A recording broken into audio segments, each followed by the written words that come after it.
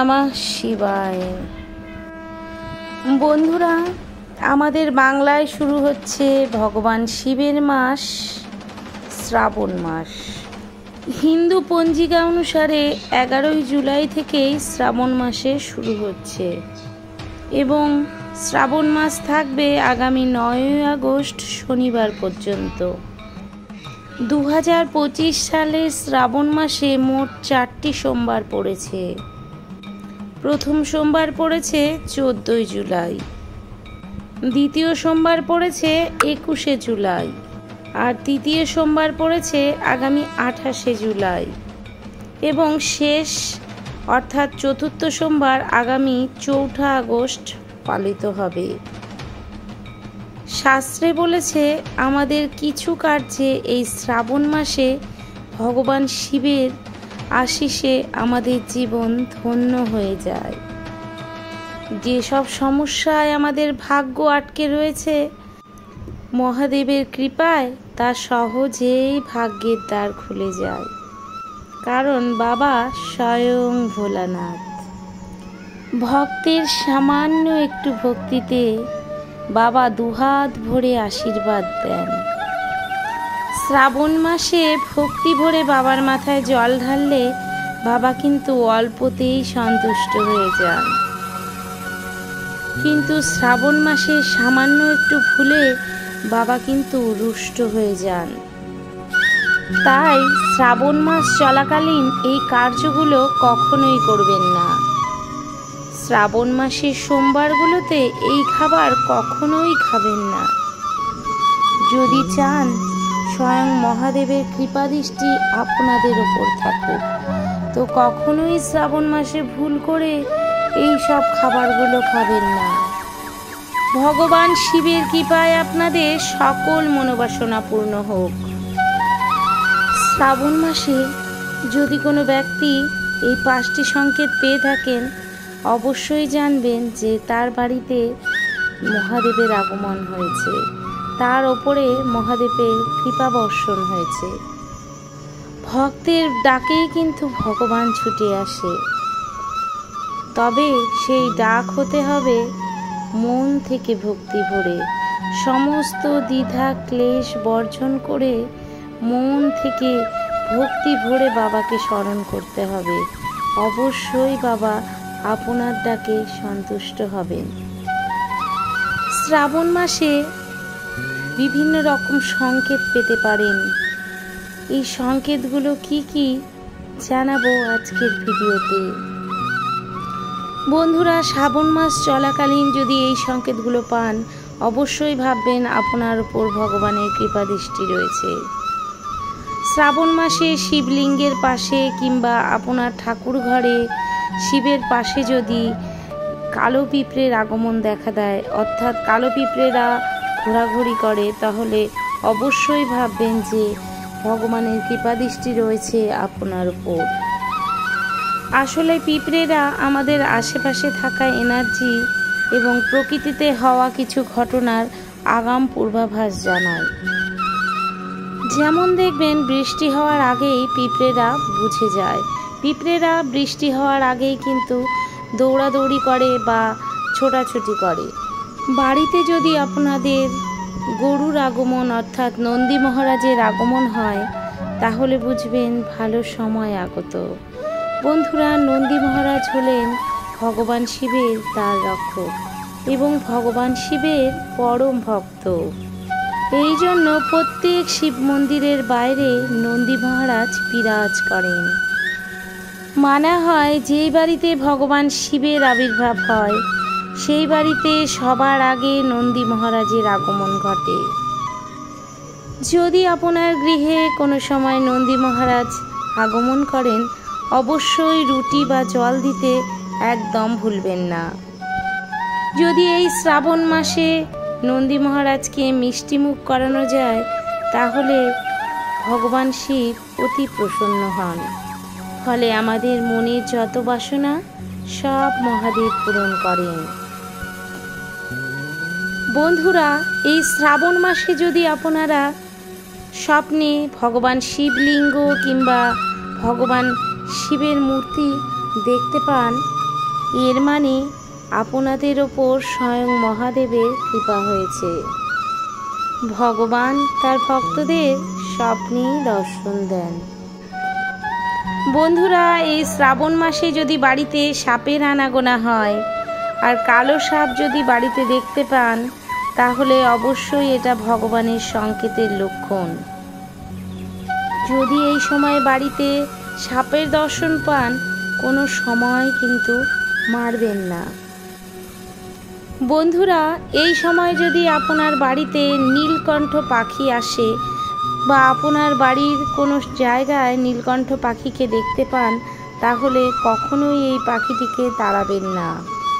শাস্ত্র বলে নীলকণ্ঠ পাখি ভগবান শিবের খুবই প্রিয়, তাই বাড়িতে নীলকণ্ঠ পাখির আগমন ভগবান শিবের আসার সংকেত দেয়। বন্ধুরা, এই শ্রাবণ মাসে যদি বাড়িতে হনুমানজি আসে কিংবা স্বপ্নেও হনুমানজির দর্শন পান, তবে অবশ্যই ভাববেন এটা ভগবান শিবের সংকেত। বন্ধুরা, শ্রাবণ মাসে এই কাজগুলো কখনোই করবেন না এবং কোন কোন খাবার শ্রাবণ মাসে খাবেন না শিবের কৃপাদৃষ্টি বজায় রাখতে, তাহলে এই ভিডিওটি অবশ্যই দেখুন। ভগবান শিব হলেন স্বয়ং ভোলানাথ। ভক্তের দেওয়া একটা বেলপাতাতেই তিনি সন্তুষ্ট হন। আবার কিছু কিছু সামান্য ভুলেও ভগবান রুষ্ট হন। তিনি রুদ্র রূপ ধারণ করেন। সেই ব্যক্তির ওপর তিনি কখনোই কৃপা করেন না। শ্রাবণ মাস চলাকালীন এই কার্যগুলো কখনোই করবেন না। বন্ধুরা, শ্রাবণ মাস হলো তপস্যার মাস, তাই এই মাসে অতিরিক্ত বিলাসবহুল খাবার দাবার ভোজন করবেন না। নিজেকে সংযত রাখবেন। এই মাসে যতটা পারবেন দান ধ্যান পূর্ণ কাজ করবেন। এই সময় কখনোই চুল দাড়ি নখ কাটবেন না। এই মাসে কোনো পশু পাখির গায়ে হাত দেবেন না। কোনো নারী বা পুরুষকে বিনা কারণে হেনস্থা করবেন না। কারো নিন্দা চর্চা করবেন না। কাউকে ঠকাবেন না। মা বাবা বা গুরুস্থানীয় ব্যক্তিদের ভুলেও কখনো কষ্ট দেবেন না। এই মাসে পশু পাখিদের সেবা করুন। অসহায় মানুষদের সাহায্য করুন। ভগবান কাউকে কালিয়াতে ফেরান না। কর্মই হচ্ছে ধর্ম। ভালো কর্ম করলে অবশ্যই সুফল লাভ হয়। কর্ম ভালো না করলে কখনোই ধর্মের ফল পাওয়া যায় না।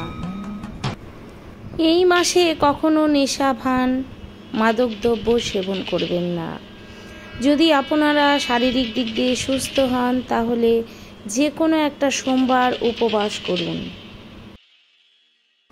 এবার আলোচনায় আসব কোন কোন খাবার আপনারা শ্রাবণ মাসে খাবেন না। প্রথমেই বলবো বেগুন শ্রাবণ মাসে খাবেন না এবং শাকসবজি জাতীয় কোনো খাবার শ্রাবণ মাসে খাবেন না কিংবা কম খাবেন। বৈজ্ঞানিক মতে শ্রাবণ মাসে এই সবজি এবং শাকে অনেক রকম ছত্রাক জাতীয় জীবাণু বাস করে। বেগুনে দেখবেন এই সময় অনেক ছোট ছোট পোকা তৈরি হয়। সুতরাং এইরূপ খাবারগুলো বেশি পরিমাণ গ্রহণ করলে আমাদের স্বাস্থ্যহানি হবে, অর্থাৎ আমরা অসুস্থ হয়ে পড়ব। এছাড়াও পেটের সমস্যা, হজমের সমস্যা দেখা দিতে পারে। দ্বিতীয়ত, যারা শিব পূজা করবেন বা শিবের ব্রত রাখবেন শ্রাবণ মাসে, কোনো মতে আমিষ খাবার গ্রহণ করবেন না। শ্রাবণ মাসটি সম্পূর্ণ নিরামিষ আহার গ্রহণ করবেন। যদি সম্ভব না হয় অন্তত সোমবারগুলোতে অবশ্যই করে নিরামিষ আহার গ্রহণ করবেন। এতে করে ভগবান শিবের কৃপা সর্বদাই আপনার পরিবারে এবং আপনার জীবনে বজায় থাকবে। শ্রাবণ মাসে সোমবারগুলোতে অবশ্যই নিরামিষ বা সাত্ত্বিক আহার গ্রহণ করবেন এবং প্রতি সোমবার উপোস থেকে কথিত আছে শ্রাবণ মাসের ব্রত করলে নাকি তার জীবনে আর কোনো সমস্যাই থাকে না। আরেকটি খাবারের কথা বলবো, সেটা হলো এই শ্রাবণ মাসে কোনো সময় কাঁচা দুধ গ্রহণ করবেন না। কারণ এই সময়টা কাঁচা দুধের মধ্যে প্রচুর পরিমাণে ব্যাকটেরিয়া ছত্রাক জন্ম নেয়। তাই শ্রাবণ মাসে শিবলিঙ্গে আমরা অবশ্যই কাঁচা দুধ ঢালবো, কিন্তু মনুষ্যর জন্য কাঁচা দুধ কখনোই খাবেন না। দুধ জাল দিয়ে অবশ্যই আহার গ্রহণ করবেন।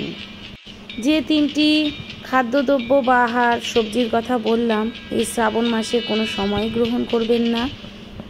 তাই এতে আপনার শরীর সুস্থ থাকবে এবং শিবের কৃপাদৃষ্টি লাভ হবে। শ্রাবণ মাসের পুরো মাসটি সাত্বিক খাবার গ্রহণ করবেন, অর্থাৎ নিরামিষ খাবার খাবেন। এতে ভগবানের কৃপাদৃষ্টি লাভ হবে।